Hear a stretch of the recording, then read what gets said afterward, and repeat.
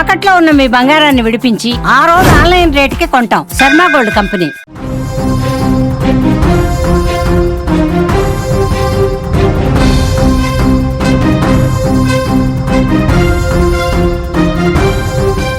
Breaking news చూస్తున్నాం. నేడు నెల్లూరులో వైఎస్ జగన్ పర్యటన ఉంది. జైల్లో కాకాని గోవర్ధన్ రెడ్డితో ములాఖత్ అవుతారు. ఆ తర్వాత ప్రసన్న కుమార్ రెడ్డి ఇంటికి వెళ్తారు వైఎస్ జగన్. జగన్ పర్యటనతో నగరంలో హై టెన్షన్ నెలకొంది. భారీగా బందోబస్తు ఏర్పాటు చేశారు పోలీసులు. జగన్ పర్యటనపై పలు ఆంక్షలు అమల్లో ఉన్నాయి. హెలీప్యాడ్ వద్దకు 10 మంది, ములాఖాత్కు 3 మాత్రమే. ప్రసన్న కుమార్ రెడ్డి ఇంటి దగ్గర 100 మందికి అనుమతి మాత్రమే ఉంది. వైసీపీ మాత్రం భారీ బల ప్రదర్శనకు సిద్ధమవుతున్న పరిస్థితుంది.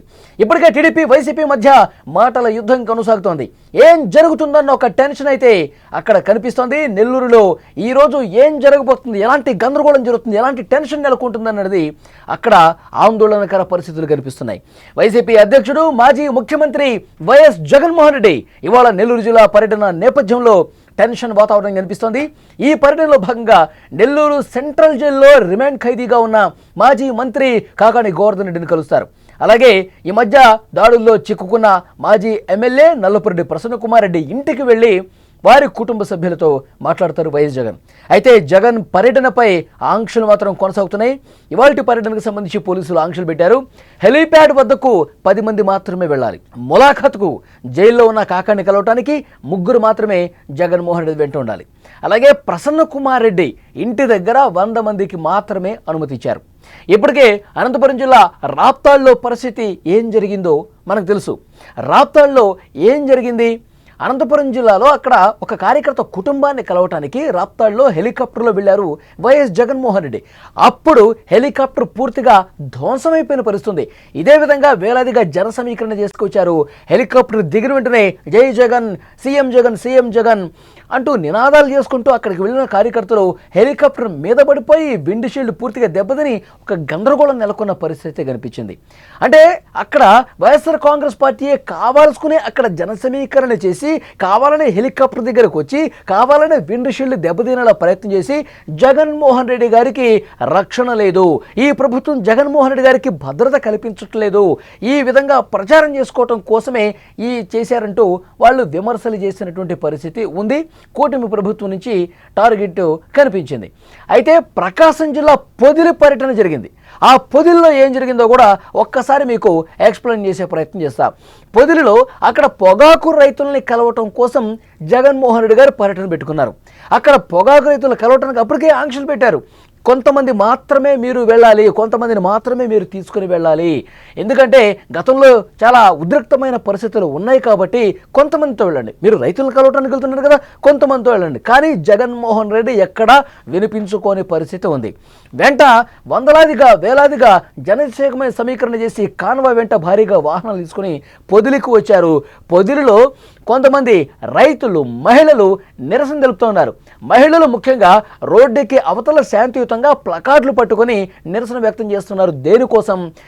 రాజధాని అమరావతి మహిళల్ని కించపరిచారు. అమరావతి మహిళల్ని వేశ్యలతో పోల్చినటువంటి పరిస్థితి ఉంది. వారి టీవీ ఛానల్లోనే ఈ విధంగా దుష్ప్రచారం చేశారు. క్షమాపణ చెప్పాలి, భారతి గారు దీని మీద స్పందించాలంటూ రోడ్డు పక్కన ప్లకార్డులు పెట్టుకుని ప్రదర్శించిన పరిస్థితి. అయితే ఇది చూసి రెచ్చిపోయిన కొంతమంది సైకోలు ఏం చేశారు? రాళ్లు రువ్వారు. రాళ్లు రువ్వి అక్కడున్న పోలీసులు గాయపడ్డారు. మహిళల తలలు పగిలి రక్తపాతం సృష్టించినటువంటి పరిస్థితి. ఇది పొదుల్లో ఇంత గందరగోళం జరిగింది.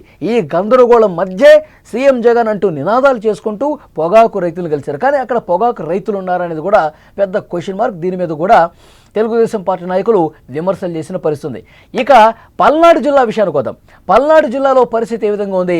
రెంటపాళ్లలో చీలి సింగయ్య అనే ఆ పార్టీ కార్యకర్త కాన్వాయ్ కింద నలిగి చనిపోయారు. ఇది పెద్ద సంచలనం అయిపోయింది రాష్ట్ర వ్యాప్తంగా. ఆ పార్టీకి సంబంధించిన కార్యకర్త చనిపోతే కనీసం జగన్మోహన్ రెడ్డి గారు పట్టించుకోలేదు. తన పర్యటన అట్లా చేసుకుంటూ పోయారు. కానీ ఆ చీలిసింగయ్య అనే కార్యకర్తను రోడ్డు పక్కన వదిలేసి అనామకుడుగా వదిలేసి వెళ్ళిపోయారు. సకాలంలో ఆసుపత్రికి తీసుకెళ్లి ఉంటే ఆ చీలిసింగయ్య కార్యకర్తను ఆసుపత్రికి తీసుకెళ్లి ఆన్ ది స్పాట్ వైద్యం చేపించి ఉంటే అతను బతికి ఉండేవాడు. కానీ వైసీపీ కార్యకర్తలు ఏం చేశారు? రోడ్డు పక్కన పడేసి, అతను గాయాల పాలైతే రోడ్డు పక్కన పడేసి వెళ్ళిపోయారు. కాబట్టి డెఫినెట్గా జగన్మోహన్ రెడ్డి గారు పర్యటన చేస్తే అధికారులు స్థానిక ప్రజానీకం తీవ్రంగా ఇబ్బంది పడే పరిస్థితుంది. అతిపెద్ద గందరగోళం ఆయా పర్యటనలో జరిగిన పరిస్థితుంది. ఇక మరొకటి బంగారుపాళ్యం చిత్తూరు జిల్లాలో జరిగిన ఘటన. అక్కడ ఇవన్నీ జరుగుతున్నాయని చెప్పి కొంతమంది మాత్రమే అనుమతి ఇచ్చారు.